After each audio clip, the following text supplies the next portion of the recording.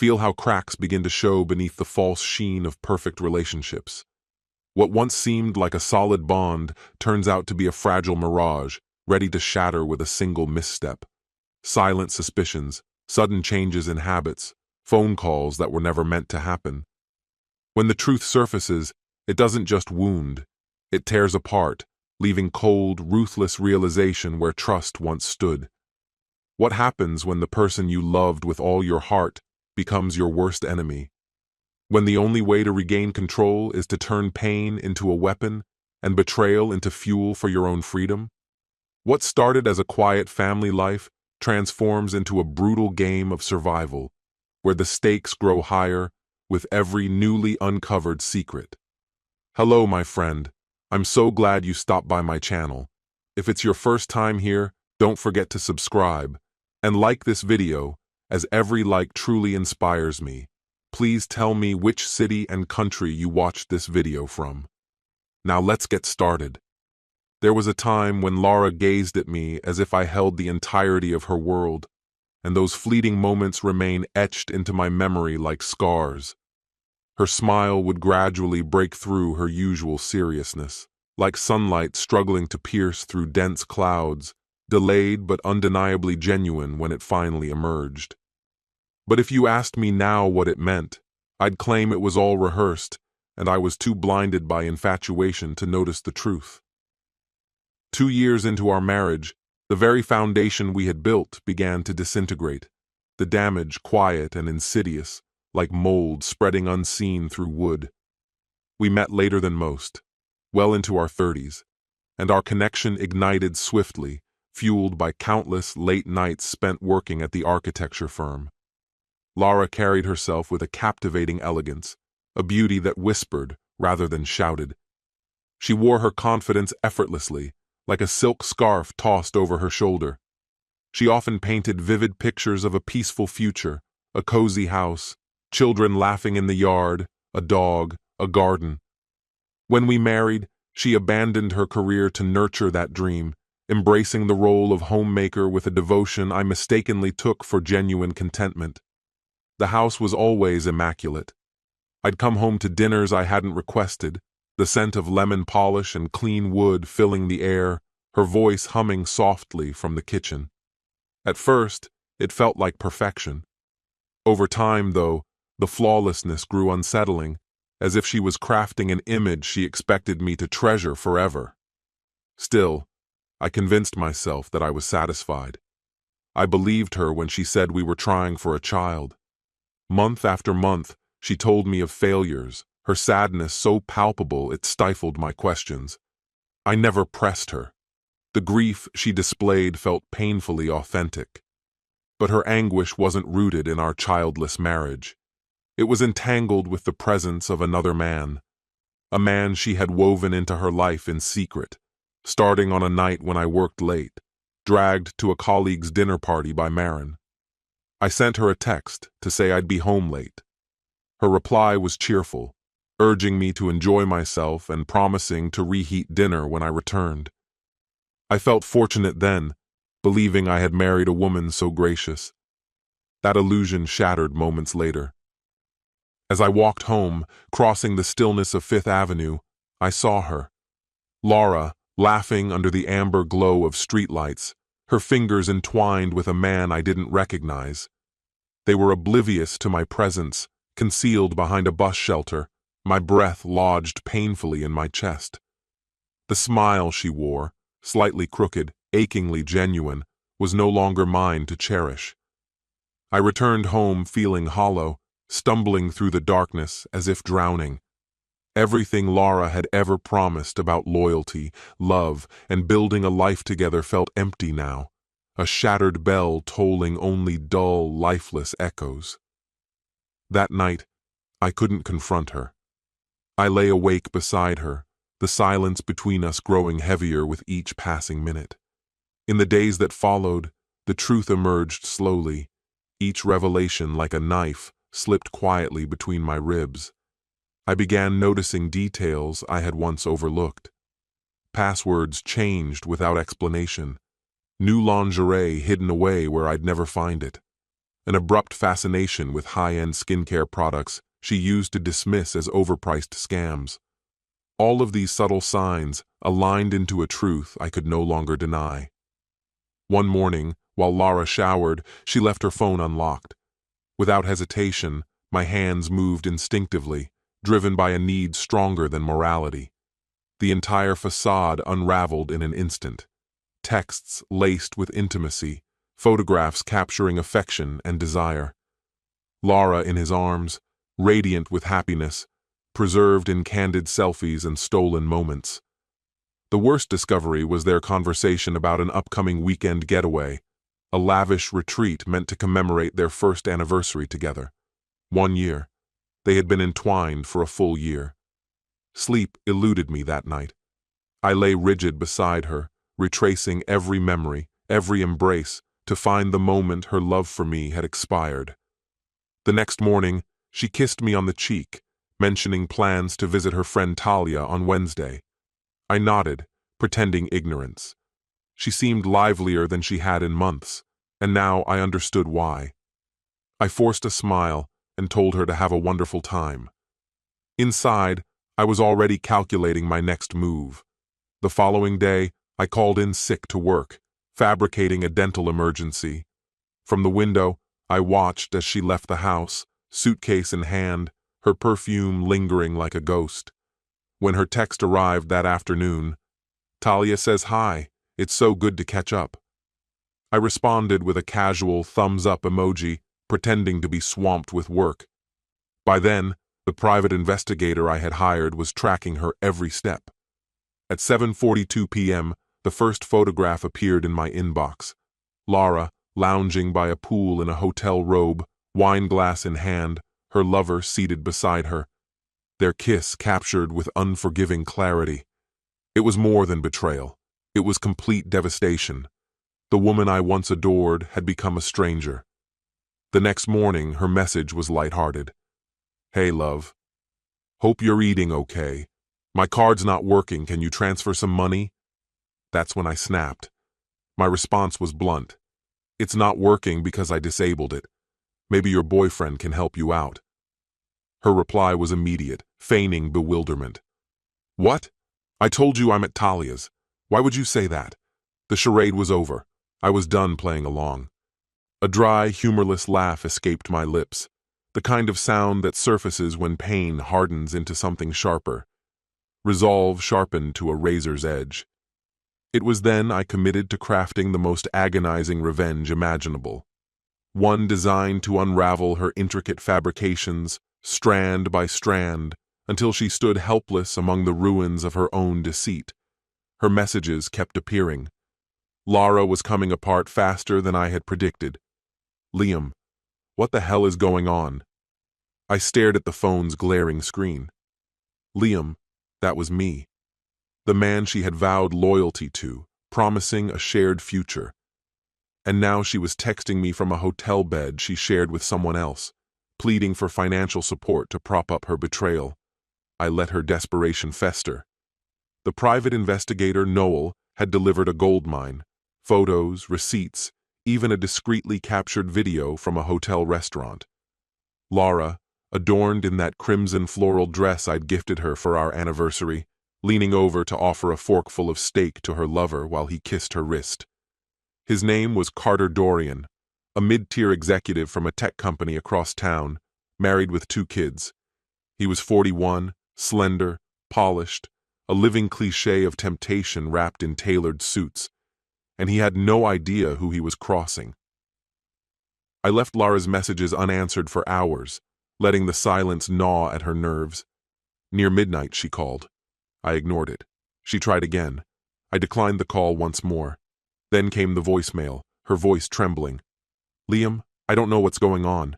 I never meant to lie. I didn't want you to worry. I'm not with Talia. I needed time to think. Please, call me back. I love you." I played the message twice. By the second time, I was laughing. Love? Her brand of affection was the way a scavenger loves a dying creature. Ravenous. False. I replied with a text, stripped of any emotion. "I know exactly where you are. I've seen it all. Enjoy your final night. No response followed, so I began to prepare. Over the weekend, I moved out. For weeks, I'd been systematically relocating my essentials, documents, electronics, heirlooms, anything of value, into a storage unit rented under a fake name. The apartment we once shared reeked of betrayal, her perfume clinging to the air like decay. I left an envelope on the dining table. Inside, divorce papers, damning screenshots, and a letter. The note was simple. I'm not the fool you thought I was. Liam. Then I walked away, calm and collected, free of grief. By Monday, she was back. I could sense the exact moment she entered that hollowed-out apartment and found the envelope. My phone began ringing almost immediately. I let it ring.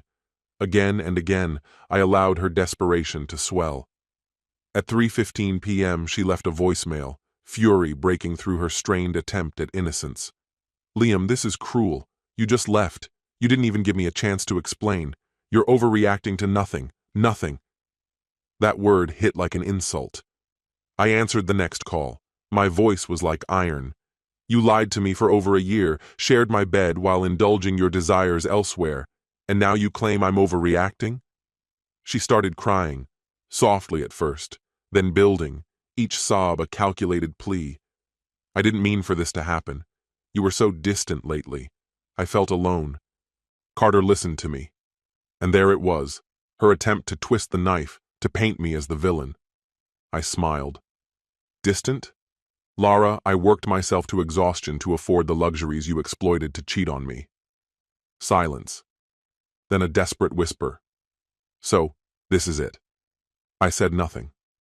Liam, please, she begged. Let's meet. Just talk to me face to face, please. You don't deserve a conversation, I replied, my voice cold. You deserve consequences. And I hung up. Next, it was Carter's turn.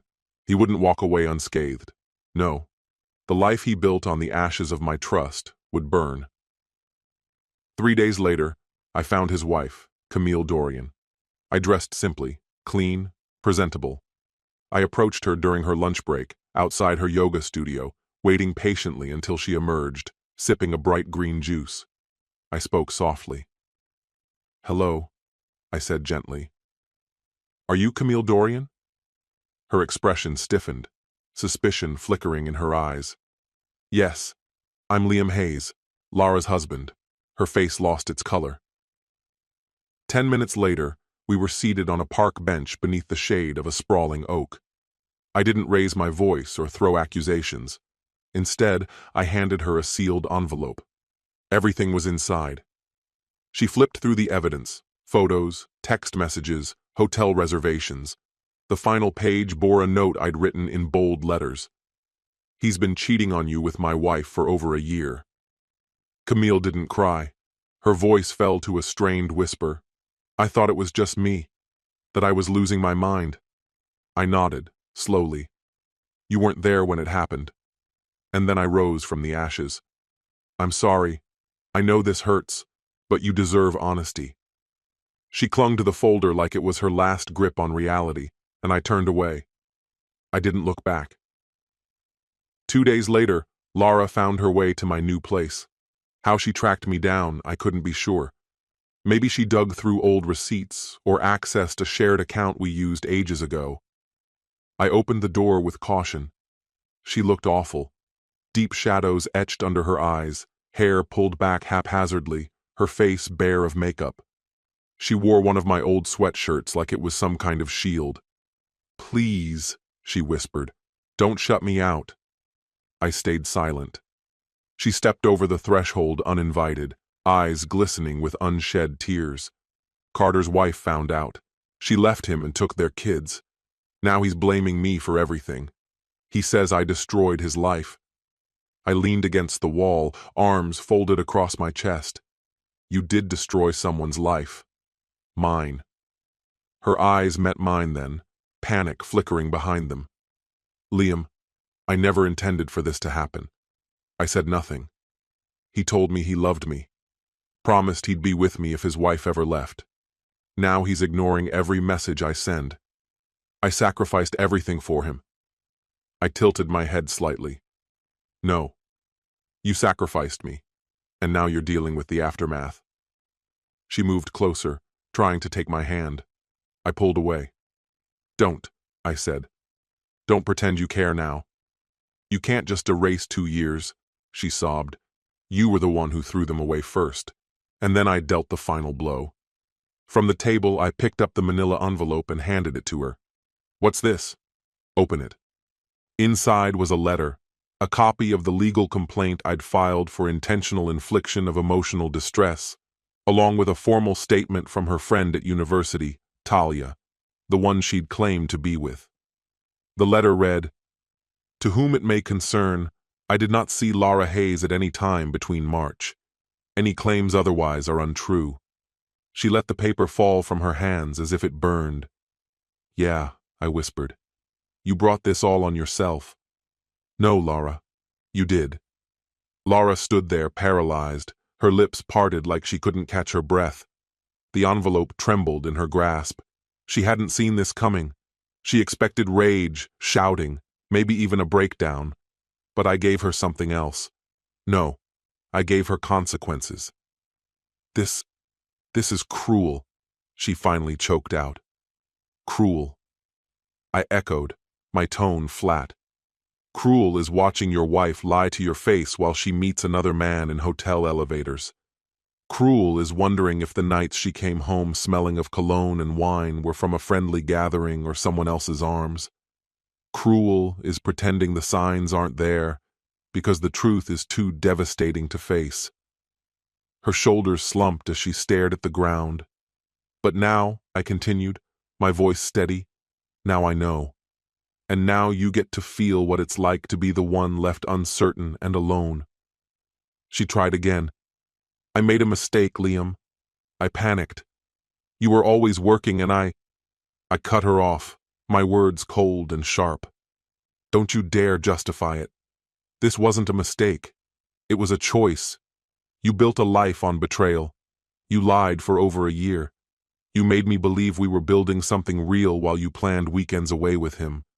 Her tears spilled over, but I was past feeling sympathy. Her sorrow was just another currency spent elsewhere. "Leave," I said. "We're done." But she stayed rooted to the spot. Instead, she sank onto the edge of the couch as if hoping to reclaim some fragment of the past. "I've lost everything. My friends, my reputation, everyone knows. Camille posted everything online. My inbox is flooded with messages calling me a liar and a homewrecker." I kept silent. I wouldn't console her. I wasn't her partner anymore. I was her reckoning. Her sobs grew louder. "I can't go back to work, Liam. They saw everything. My former boss emailed me saying not to bother reapplying. It's bad for the firm's reputation." "That's not my concern," I replied. "I was stupid," she shouted. "I thought I was falling for something exciting, but it was all shallow, empty. It wasn't real. You were real. You always were." I leaned forward, my voice dropping to a whisper. "That's funny. I used to think the same thing about you." Her expression shattered, and I watched her unravel. But I wasn't finished. The next day, I met with my lawyer, Maris Prasad, a brilliant woman with a talent for precision and strategy. She'd handled brutal divorces before, but when I laid out the evidence, texts, photos, timelines, even proof Lara had used my money to fund those so-called getaways, she smiled. "This is airtight," she said.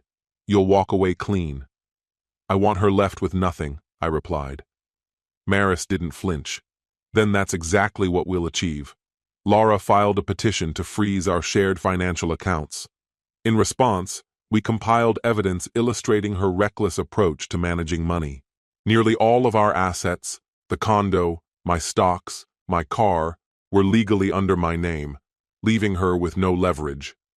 Lara, once so polished and composed, now floundered to survive within the ruins of her own making. But my actions were far from over.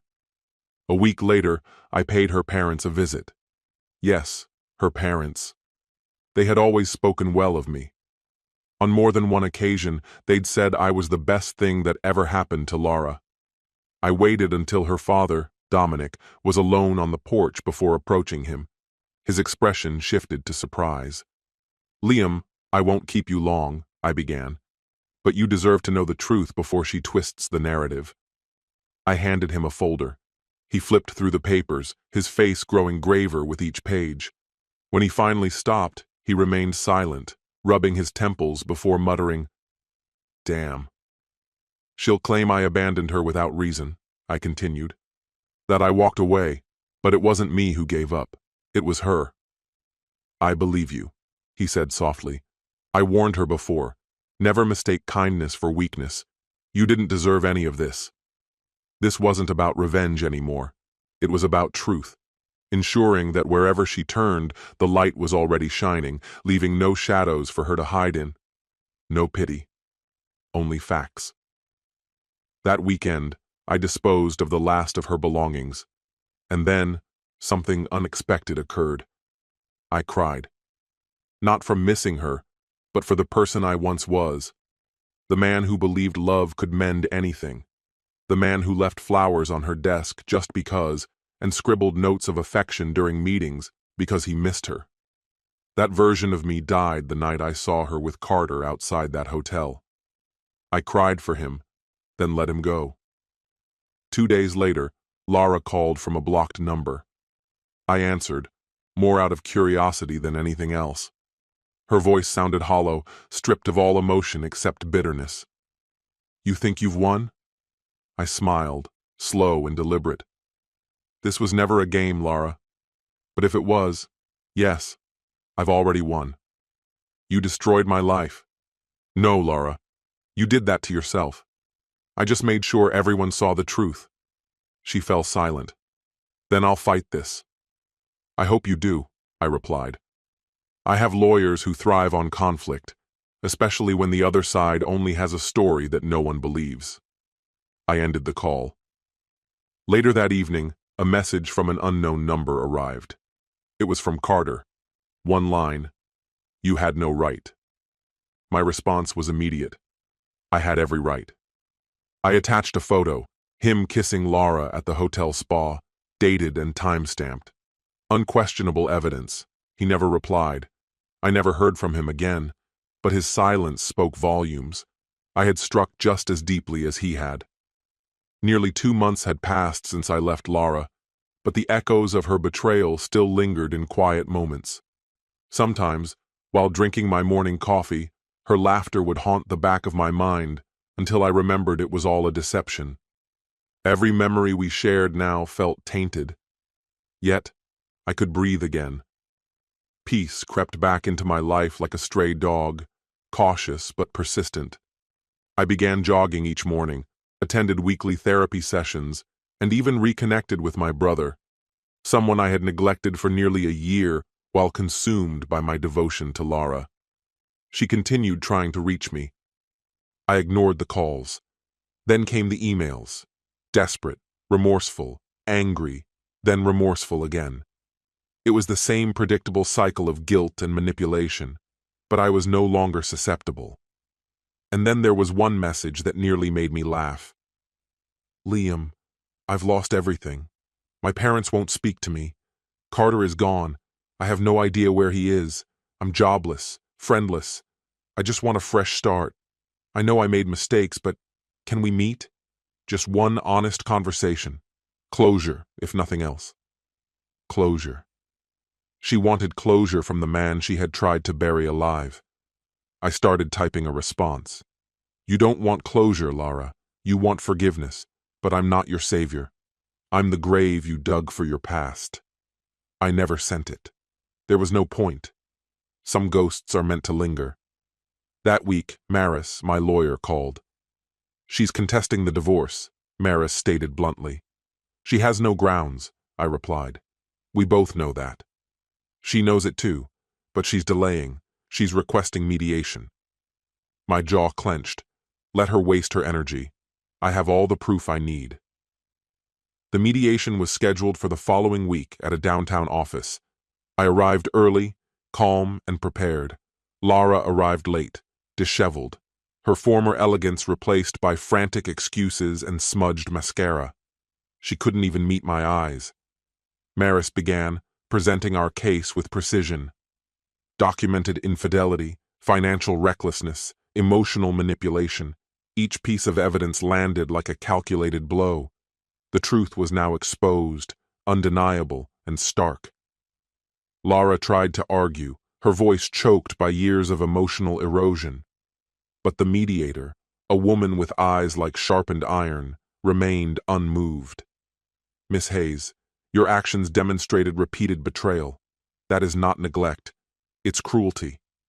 For once, Lara had no retort. By the time the proceedings concluded, the verdict was unmistakable. No spousal support, no division of property. She left with only her clothing, a few sentimental keepsakes, and the fractured remnants of a life she had systematically dismantled. I walked away, unburdened. 2 weeks later, a letter came from Camille Dorian, Carter's wife. Her handwriting was precise, each word crafted with intention. Liam, you did more than rescue me. You granted me clarity. I could have spent years trapped under misplaced guilt, endlessly trying to rebuild something unsalvageable. But you gave me truth. That's more than most people ever receive. I've filed for divorce and taken the kids. I've started my own business. Just wanted you to know, you're not the only one who emerged stronger. With appreciation, Camille. I held her letter as if it were something fragile and precious. This was justice, not through court rulings or public scorn. It was liberation. 3 months passed. I carved out a modest, peaceful life, found solace in a humble apartment, and made a few new friends. Romance wasn't a priority. I wasn't ready. But I was relearning how to appreciate solitude. I'd begun teaching an evening course, Foundations of Architectural Theory. My students were eager and determined, their enthusiasm pulling me back to the joy of creating something meaningful. One evening after class, I wandered into a cozy Italian cafe I'd never noticed before. A woman behind the counter handed me a cappuccino, her smile warm and genuine. "Tough day?" she asked. I laughed lightly. Something like that. Care to talk about it? Her eyes held no judgment, only curiosity. "Maybe someday," I replied. Her name was Emma. She knew nothing of my history, and that somehow felt like possibility. Meanwhile, Lara's public persona was crumbling. An old acquaintance, a mutual friend from long ago, reached out. "Have you seen her social media?" I hadn't. I had unfollowed her months earlier, but curiosity prodded at me. Her curated image had deteriorated into a collage of melancholy. Pictures of half-finished wine glasses, empty platitudes about endurance, a lone selfie captioned, "Some people enter your life only to inflict pain." The comments were a cascade of sympathy from strangers, met with silence from those who knew the truth. She was isolated, truly, utterly, and deservedly alone. But I felt nothing. Not anger, not triumph, just a calm, indifferent emptiness. And that emptiness held more power than rage ever could. It was the real closure. One night, her final email arrived. Subject: "You win, I'm leaving. I need to start over. You were always right.